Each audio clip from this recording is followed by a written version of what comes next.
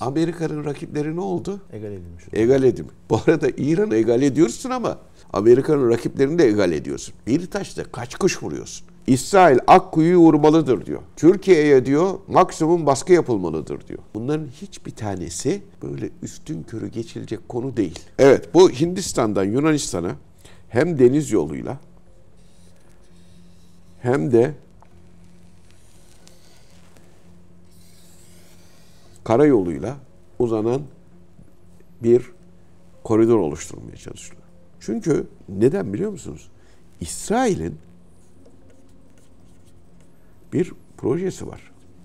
GZT Haber Merkezi'nden herkese merhabalar. Yine haritanın başında Amiral Cihat Yaycı ile birlikteyiz. Amirim hoş geldiniz. Hoş bulduk. Yine harita üzerinden konuşalım isteriz ama geçtiğimiz hafta yaptığımız yayında tam da savaşın ilk saatleriydi aslında. Çok da öngörülemez bir dönemdeydi ama siz yine Hürmüz'e dikkat çekmiştiniz. Hani savaşın nükleer testlerin hedef alınması, karada yaşanan saldırılar ve sonrasındaki misillemeler derken Hürmüz biraz da ikinci planda kalıyordu aslında ama siz biraz oraya önem atfetmiştiniz. Bugün de baktığımızda yine çok önemli bir konumda olduğunu görüyoruz. İran da hatta dün yine Hürmüz hakkında bir karar aldığını açıkladı. Uygulayacak mı, uygulamayacak mı, kapatacak mı, kapatmayacak mı çok konuşuluyor. Bilmeyenler için Hürmüz'ün önemi nedir, nerededir, aslında hangi yollara ev sahipliği yapmaktadır, oradan başlayabiliriz. Evet, şimdi Hürmüz Boğazı yaklaşık 17-18 mil genişliğinde en dar yeri olacak şekilde bir boğaz. Burası 700 metreye kadar da düştüğü yerler var.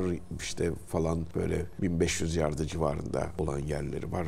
Yani 1 kilometre civarında olan yerleri var falan. Bizimki çok dar, çok dar. Burası daha geniş bir boğaz ve dolayısıyla kara sularının aslında tek en dar yerinde kesiştiği ama diğer yerlerinde kesişmediği bir yer. Fakat şu var. Şimdi dünyada burası boğaz. Bu boğaz neden önemli, bir kere onu söyleyelim. Burada Irak, Kuveyt, Katar, Umman, Bahreyn, Suudi ve BAE, Birleşik Arap Emirlikleri. Şimdi bunların hepsi aslında 3 aşağı 5 yukarı, Bahreyn'i biraz dışında tutarsak, Bahreyn'de bir şey yok diyelim. Irak, Kuveyt, Suudi Arabistan, Katar, Birleşik Arap Emirlikleri, Umman ve Suudi Arabistan'ın hadi diğer yerlerden de denize çıkışı olduğunu düşünelim. Ama bütün bu bölgedeki petrol Körfez ülkelerini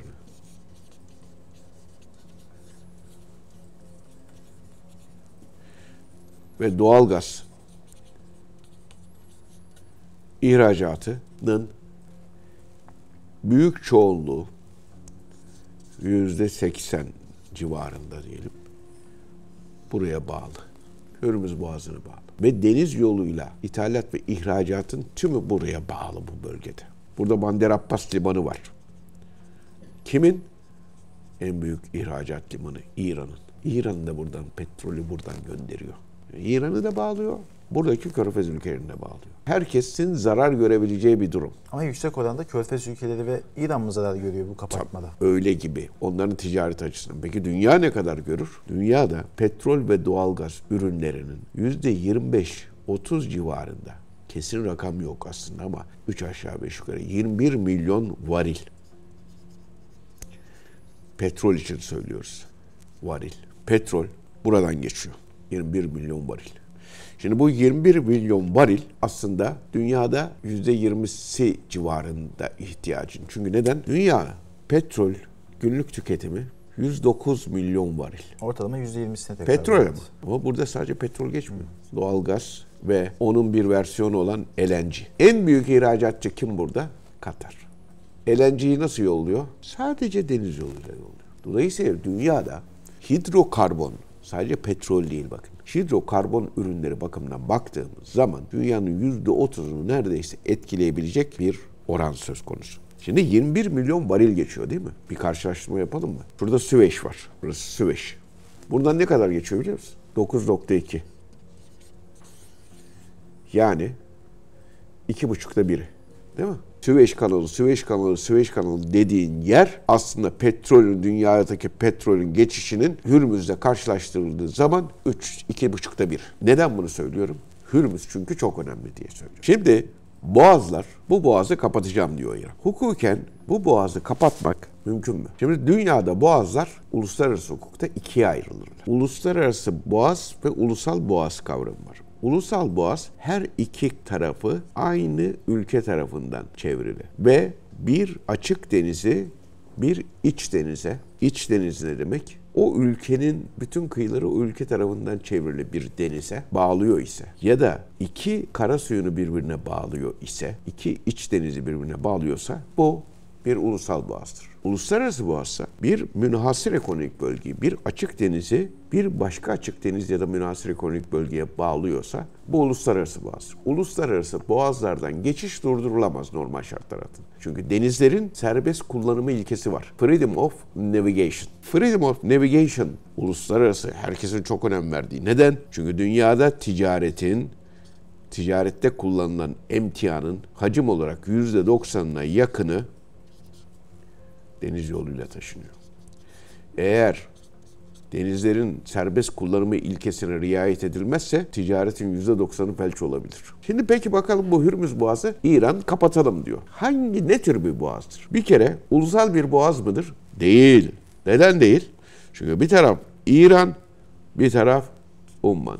Doğru mu? İki tarafı da aynı devlet tarafından çevrili değil. Bir uluslararası suyu bir iç denize bağlıyor mu? Hayır. Burası da açık deniz, burası da açık deniz. Dolayısıyla burası bir uluslararası boğaz, ulusal boğaz değil. Kimsenin burayı girişini kapatması hukuken uygun değil, kabul edilebilir değil. Peki İran neden bunu yapmak durumunda? Çünkü diyor ki ben buradaki ticareti durdurursam, petrol akışını durdurursam dünya ekonomisi büyük zarar görür diyor. Batı ekonomisi büyük zarar görür diyor. Madem bana zarar veriyorsunuz, ben de siz bana zaten yeterince hukuksuzluk yapıyorsunuz. Ben de buna karşılık bunu yapıyorum. Bak ben de burayı kapatırım. Buradan gemileri geçittirmem. Hangi gemileri geçittirmem der? Hukuka da uyduracak. İsrail'e, Amerika'ya ve İngiltere'ye yardım eden gemileri geçittirmem diyecek. Kısıtlı bir kapatma da yapabiliyor yani aslında. Tabii. Kısıtlı değil, tehdit eder. Yani nasıl Yemen'deki Husiler, gemiler, İsrail'e yardım eden gemileri müdahale ediyorlar. Bu da ben artık bir savaştayım. Karşı tarafta benim hasmıma yardım eden herkes de benim hasmımdır der. Demesi de lazım mıdır? Aslında demesi lazımdır. Çünkü bu artık bıçak kemiğe dayanmıştır. Peki soru şu. Ya biz o zaman bu dünyaya etkisi ne olur? Değil mi? En çok konuşulan, merak edilen o aslında. Dünyaya etkisi ne olur? Bize etkisi ne olur? Yani her şeyde merkezimiz Türkiye olmalıdır. Ya biz bir kere olayları o öyle yapmış, bu böyle yapmış, şu şöyle yapmış. Tamam yapmış da bunun bana etkisi ne? Ne olabilir? Geleceğe yönelik neler olabilir ki ben ne tedbir almalıyım değil mi? Bir kere bu çok önemli bir şeydir. Şimdi burada dünyada petrol fiyatları Hürmüz Boğazı ki biliyorsunuz meclis kapatma kararını onayladı ama dini lider Hamene'ye gönderiyor. Bu arada biz biliyorsunuz Türktex'te 2 gün önce yayınlamıştık bizim edindiğimiz bilgilere göre Amerikan uçakları İran'ı bombalayacak diye. Onun devamı var aldığımız değerlendirmeler. Yazılanlarda Hamene'ye de bir suikast düzenlenmesi ve kaos oluşturulması. Dolayısıyla Hamenei İran'ın dini lideri, bu kararı onaylayacak olan da o. Peki Hürmüz Boğazı'nı kapattığı zaman dünya petrolünün %20'si kesildiği zaman dünya ekonomisinin %20'si etkilenir mi? 7 gün içerisinde etkilenir mi? Geçen hafta konuşmuştuk. Çünkü 7 gün petrolsüzlüğe dayanabiliyor bu özel sektör. 7 gün bu şu demek. 5'te 1'ini kaybetti demek. 5'te 1'ini kaybetti. Dünya ekonomisinin 5'te 1'i bundan etkilenecek. Avrupa'nın %80 ekonomisi bundan etkilenecek. Çünkü Avrupa petrol ve doğalgazın özellikle petrolün %80'ini buradan alıyor Avrupa Birliği. Peki petrol fiyatları $150 olursa ne olur? $150 olursa ne olur? Ki şu sıra konuşulan, beklenen de biraz o. Tabii biz geçen hafta da söylemiştik. $150 bulursa ne olur? Kim bundan fayda görür? Rusya, Amerika. Amerika'nın daha bu olay başlamadan bir ay önce ek petrol rezervlerini kullanma talimatı verdiğini biliyor muyuz? Bunların hepsi planlı, programlı. Bu Avrupa'nın ekonomisine büyük zarar verir mi? Verir. Peki Çin, İran petrolünün %89'u Çin'e gidiyor biliyor musun? En çok etkilenecek ülkeler arasında o zaman Çin'i sıralayabiliriz. Amerika'nın rakipleri ne oldu? Egal edilmiş. Egal edilmiş. Bu arada İran'ı egal ediyorsun ama Amerika'nın rakiplerini de egal ediyorsun. Bir taşla kaç kuş vuruyorsun? Rusya, Çin'e karşı bir üstünlük, Avrupa'ya karşı bir üstünlük, Ukrayna zaten unutuldu gidiyor.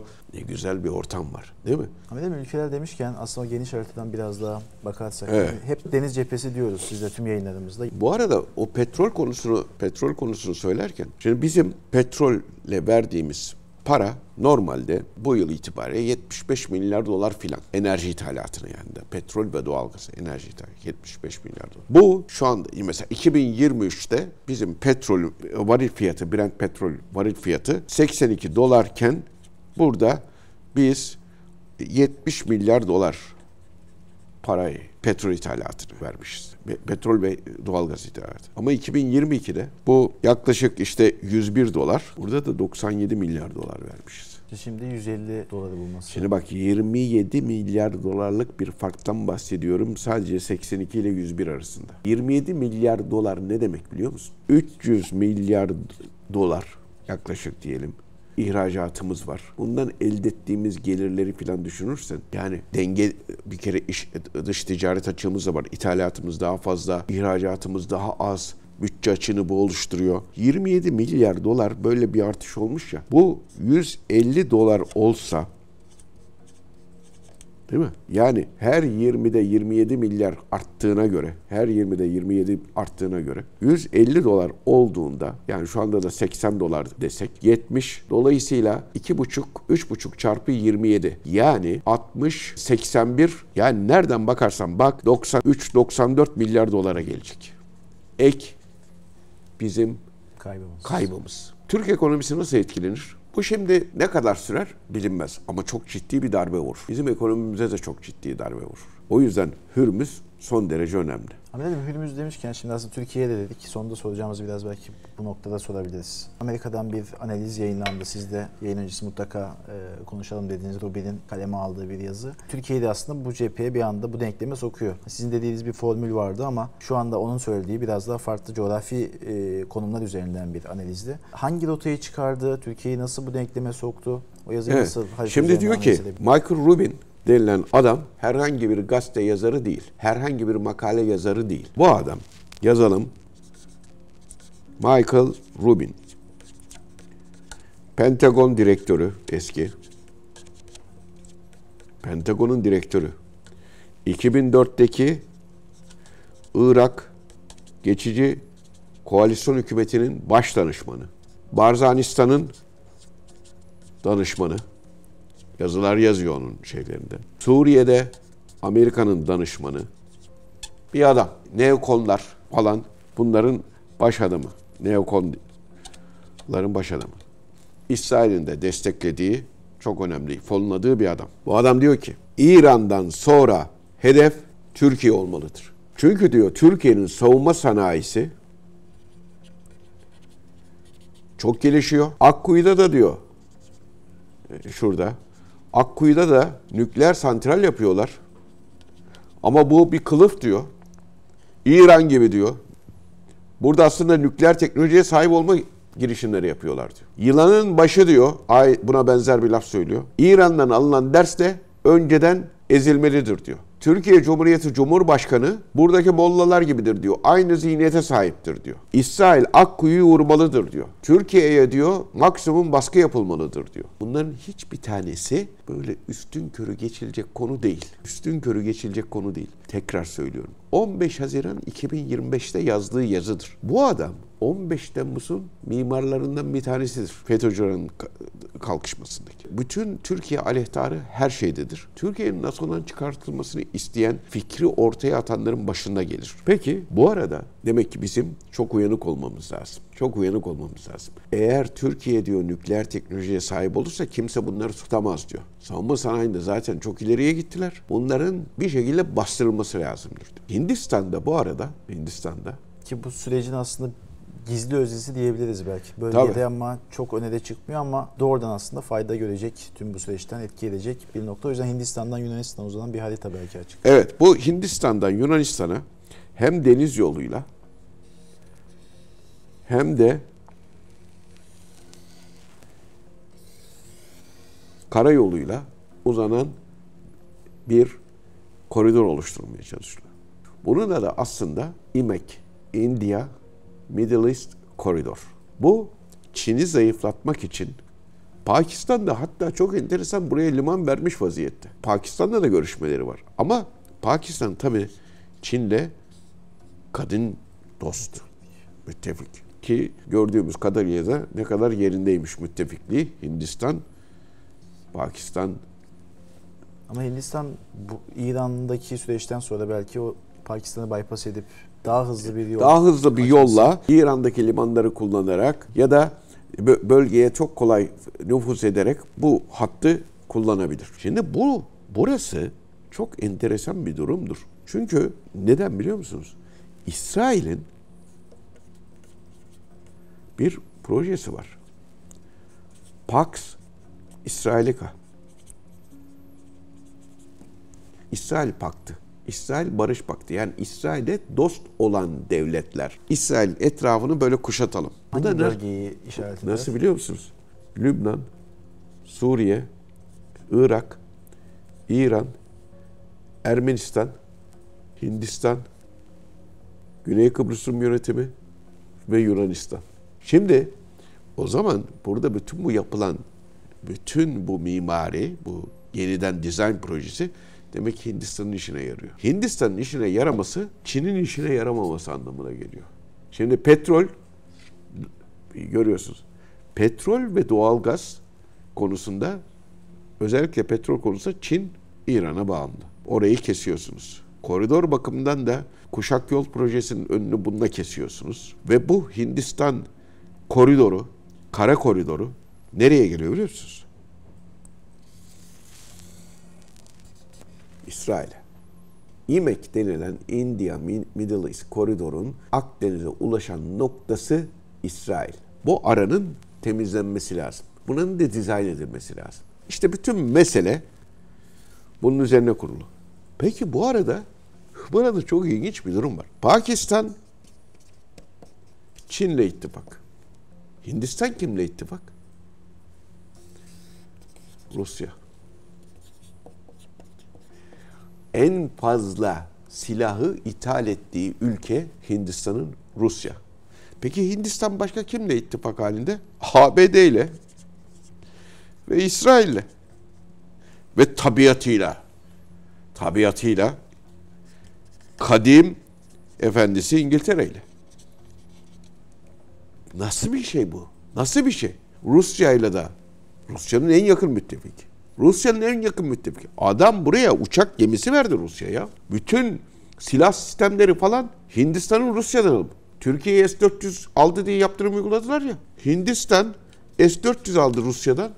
Hiçbir şey olmadı. Aslında Hürmüz'den çıktık yolculuğu ama çok geniş bir haritada. Bu olayı çok iyi okumak lazım. Bu olayı çok iyi okumak lazım. Hürmüz'ün kapatılması kimin işine gelir, kimin işine gelmez. Kime zarar verir, kime zarar vermez. Kim kimle ittifak halinde, kim kimle ittifak halinde değil. Hangi koridorlar oluşturulmak isteniyor? Hangi koridorların oluşturulması için orada siyasi zemin değiştiriliyor? Pax Israelica denilen İsrail etrafındaki koruma kalkanı nasıl oluşturuluyor? İşte bütün hepsi burada. Teşekkürler. Ben teşekkür ederim.